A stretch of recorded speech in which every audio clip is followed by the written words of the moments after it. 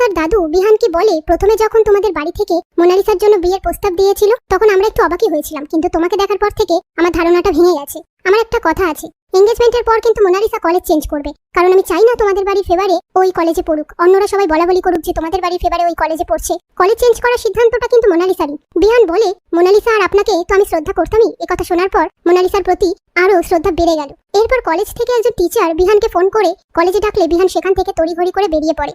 ওদিকে কম্পাস টিচারদের সামনে তার প্রজেক্ট দেখায়। অন্যদিকে বিহান কলেজে এসে তার স্টুডেন্টদের বকাবকি করে রেজাল্ট খারাপ হয়েছে বলে তাই, আর বলে, তোমরা আমার বাংলোতে কেন গিয়েছিলে? তোমাদের উদ্দেশ্য তো খারাপই ছিল, তোমরা এক্ষুনি এই ক্যাম্পাস থেকে বেরিয়ে যাবে, এই বলে তাদেরকে তাড়িয়ে দেয়। ওদিকে মোনালিসা কম্পাসের জন্য অপেক্ষা করার সময় বিহান এসে বলে, আমি তোমার সায়েন্সের প্রজেক্টটা দেখলাম, খুব সুন্দর হয়েছে। মোনালিসা বলে, থ্যাঙ্কস।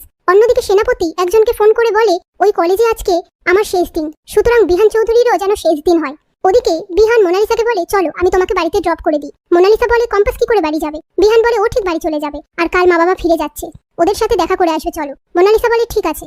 সেই মুহূর্তে একজন তাদের সামনে দিয়ে বিষাক্ত গ্যাস নিয়ে গেলে সেই গ্যাস মোনালিসার নাকে গেলে মোনালিসা অজ্ঞান হয়ে যায় আর বিহানকে সেখান থেকে নিয়ে চলে যায়।